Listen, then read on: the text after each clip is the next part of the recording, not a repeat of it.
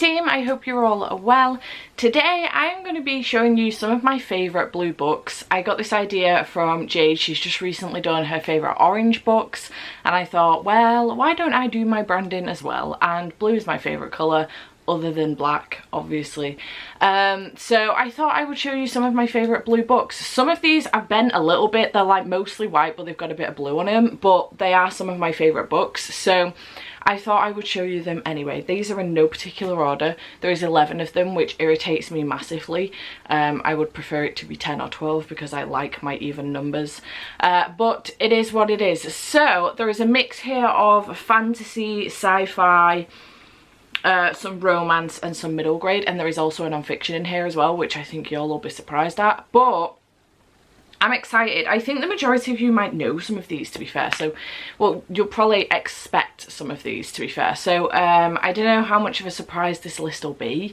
I have tried to pick, I was going to say I have tried to pick some unfamiliar ones, but that's a lie. They're all pretty well known, other than the non-fiction possibly, so I don't know, but I thought I would do this video because why the heck not? So the first book that I have, they're in no particular order, but the first book that I have, the whole series is of this colour scheme, so white and blue, so it's the whole series really, but it is The Final Empire, which is Mistborn Era 1 book by Brandon Sanderson, and I really love this series. It's fantastic. I think I gave the whole series like 5 stars. I haven't been enjoying Mistborn Era 2 half as much as this one. I've got myself stuck halfway through book 2 and it's like literally half the size of this book, so don't know what's wrong with me, just not enjoying it as much. But I loved this series. It was fantastic and I would reread it. It was so good. This is a high epic adult fantasy series where basically we're following our main characters, Kelsier and Bin, and basically this is a world in which the Scar are slaves and there is the Lord Ruler, who basically is a really bad guy and he just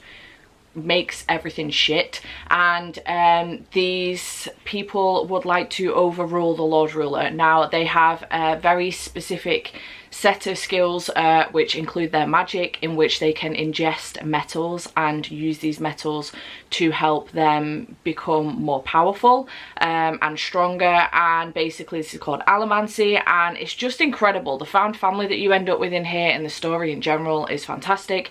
I love the magic system and I loved the whole storyline of trying to overthrow the Lord Ruler and try and help the Scar out, and it was just fantastic and I had a really good time. The narration was great.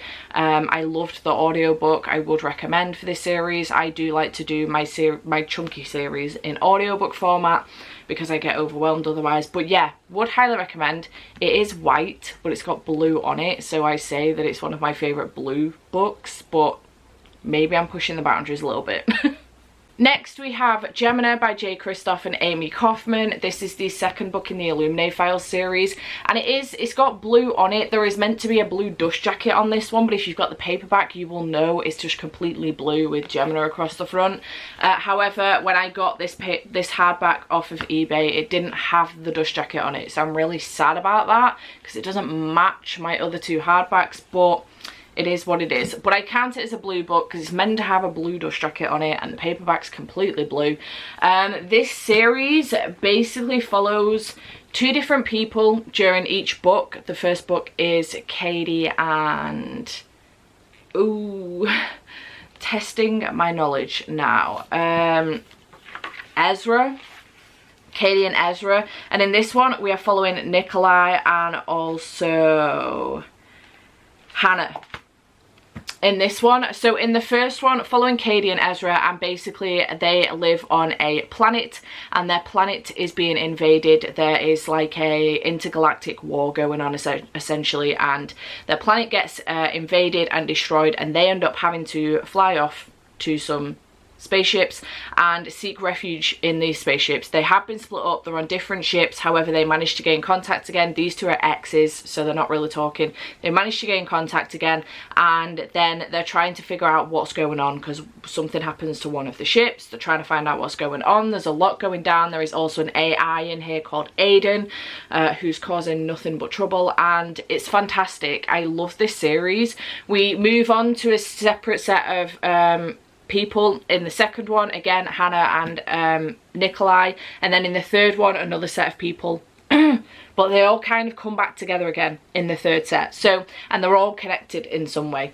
So I really love this series. I think it's fantastic. It is told in mixed media. So you do get like reports on the computer. You will get discussions between people. You will get meetings, interviews, things like that. You'll get some sketches sometimes, and it's just fantastic. And I would highly recommend the audiobook because they are narrated by a whole cast of characters, and it's just one of the best reading experiences I've ever had, is following along with the book whilst listening to the audiobook.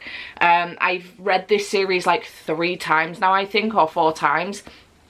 And I would reread it again and again and again. Like, I never get bored of it. It's so interesting, and I just find it really fascinating. So I would recommend this one. Again, not quite blue, but it's meant to have a blue cover on it, so I say it counts. Then we have The Invisible Life of Addy LaRue by V. Schwab, obviously. This is the special edition American hardback that I got off of Book Depository. I love these hardbacks because they will lie flat no matter where your page is, whereas the UK hardbacks do not do that. UK publishing, can we arrange something here? However, my UK hardback is also blue. I just decided to get this one out because I think it's prettier, but I love this story. So this follows Addy LaRue, who way back when in 1714 she makes a deal to try and get out of an arranged marriage, and basically it ends up leaving her cursed. It ends up leaving her cursed in such a way that no one can remember her. So for the next 300 years, she ends up immortal and not one person can remember her, until one day she ends up finding someone called Henry who does remember her, and she can't figure out why he can remember her but nobody else can, and she's suspicious. However, she rolls with it because he's the first person in 300 years to remember her. And this is just an incredibly beautifully told story about a woman's life and her fight to be remembered, and also just live her life as well. And it's fascinating, it's beautiful, it's just everything. It's absolutely everything. I honestly really wanted to love it. I thought I was gonna hate it, but I adored this book. It was my favorite book of 2019, and I was just absolutely fascinated. I just loved it.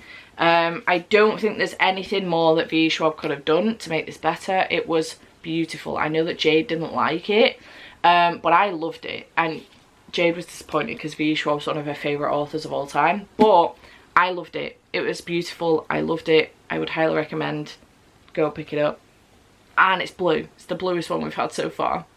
Then we have one that you'll probably discount as being a blue book, but I think it's got plenty of blue on it, so I'm going to make it count. But I am going for The Nature of Witches by Rachel Griffin. You can see how much I love this book by how much tabbing I ended up doing. Not only did I tab, but I also wrote in the book. I never write in my books. I don't have anything against it. I just don't like to do it because I feel like when it comes back to a reread, it will ruin my thought process whilst reading the book. So I did try and get a second copy of this, but it never came.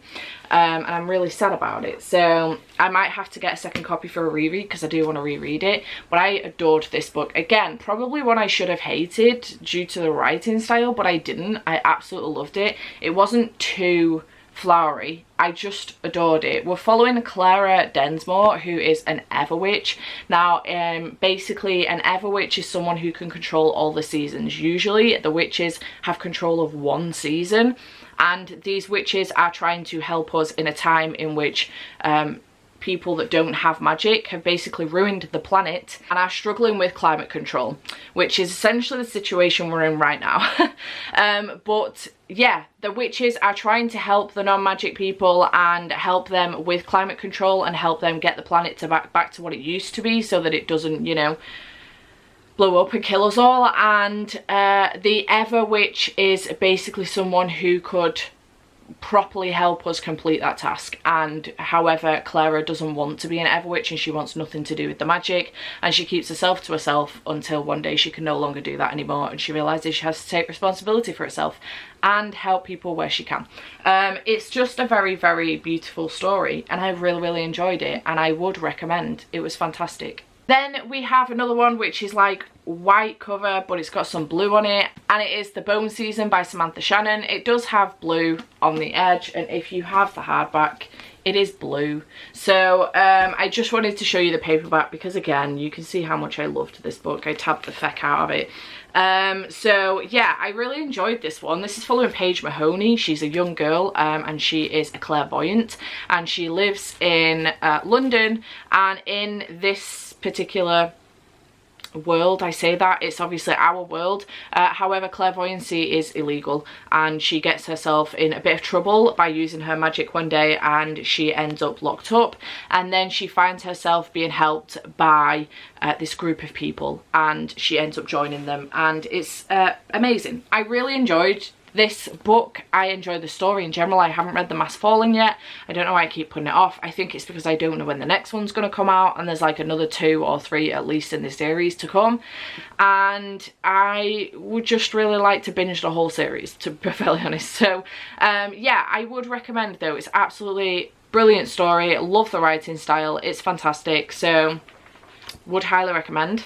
Then we have another one that's white but got blue on it. I'm just, you know, it counts, whatever. And it's Night Shadow by Sebastian de Castell. Now this is the second in the Greatcoat series, but I can't show you the first one because that's red on the cover and we wanted blue. So I've gone for this one. The Greatcoats is about 3 guys who used to be part of the Greatcoats, who were basically a band of people who used to work for the king.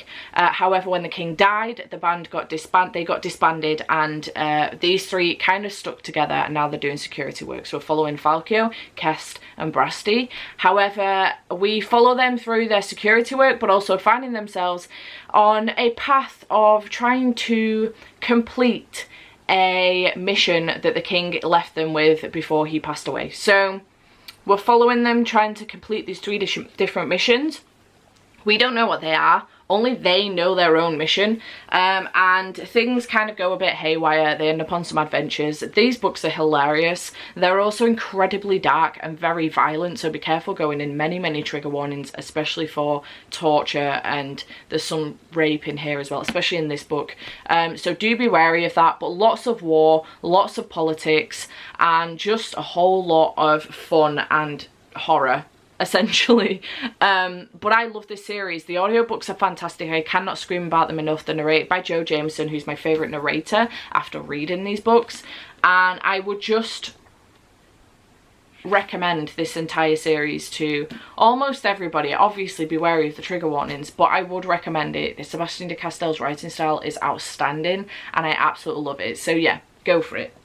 Then we have Beach Read. Now I know this is a yellow cover, it's got a blue towel here, but the edge is blue, so I'm going to say it counts. This is by Emily Henry. It was the first book I've ever read from Emily Henry. I know that she's done more previous, and she's done some since, but I loved this book. It was really good. This is a romance, but it's got a dark, twisty element to it that I really enjoyed.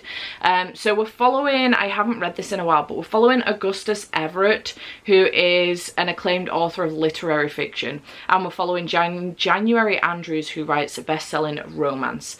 However, they find themselves both in a situation where they've got complete writer's block, so they go on holiday one year.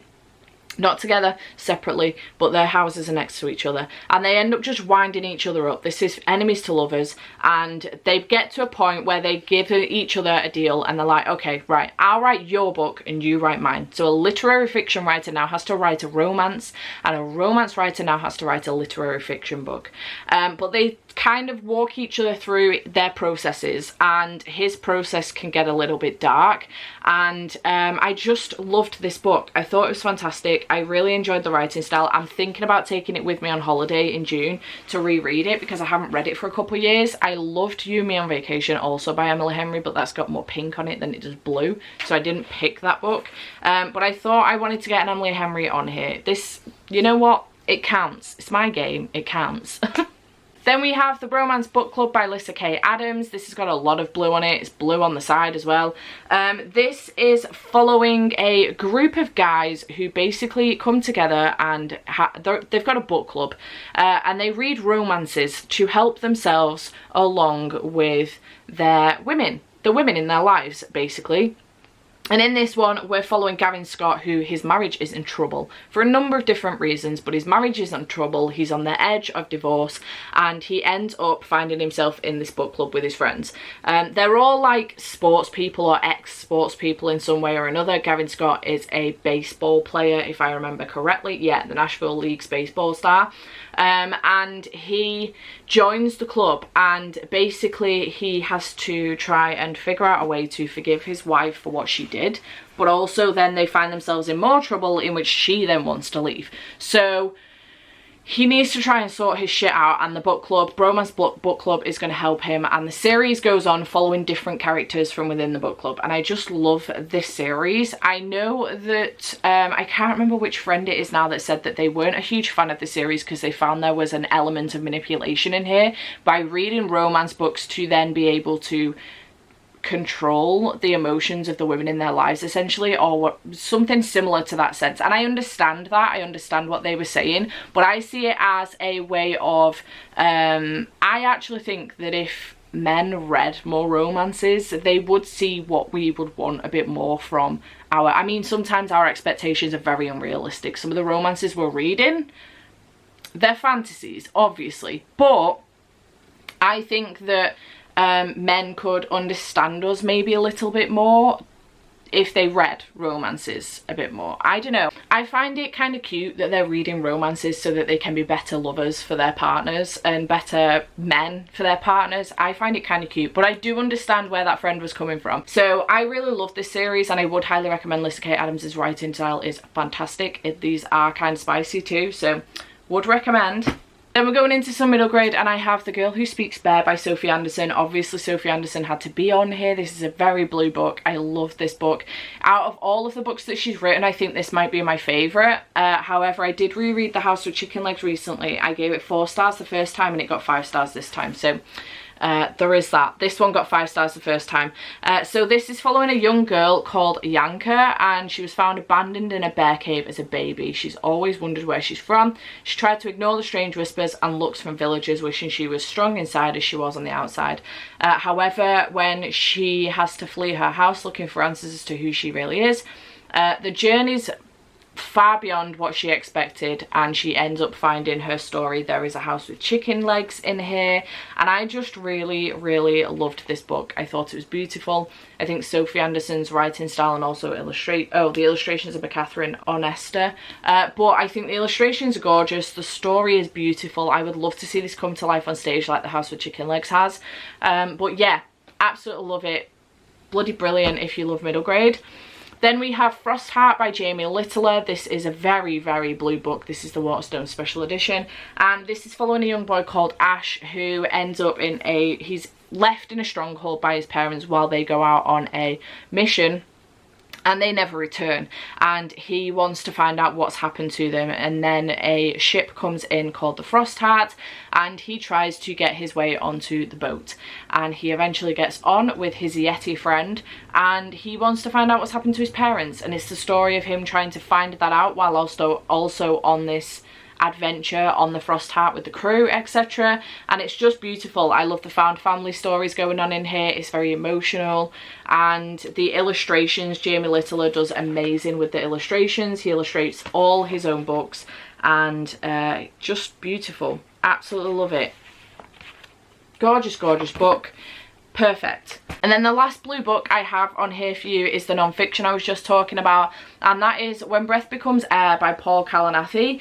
So this is following Paul Kalanithi, and basically what happens is he's 36 and he's on the verge of completing a decade's worth of training to become a neurosurgeon when he finds out he has inoperable lung cancer, and it's his story of going from being surgeon to patient and having to make that transition whilst also trying not to control his own medical, you know, outcome, etc. And it's just it's heartbreaking, it's emotional, but it's an incredible story in the way he writes and the way he talks about himself and also his medical colleagues and his family, his wife, etc. Just phenomenal. You get the story of how he became a surgeon, you get the story of how he met his wife and their relationship as he continued with going through and training to become a neurosurgeon, and you get the story of when he found out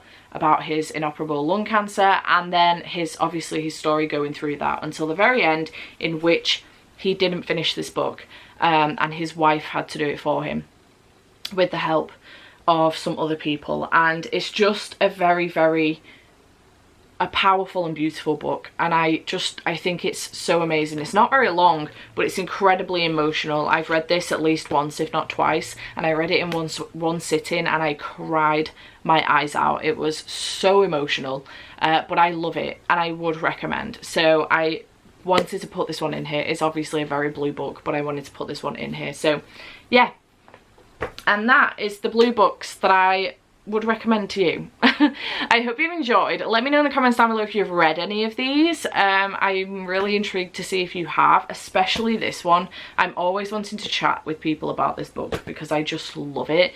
But yeah, chat to me in the comments down below. If you don't want to chat to me but you want to let me know that you've watched the video, leave a blue heart. That makes the most sense, doesn't it? And I shall see you in the next one.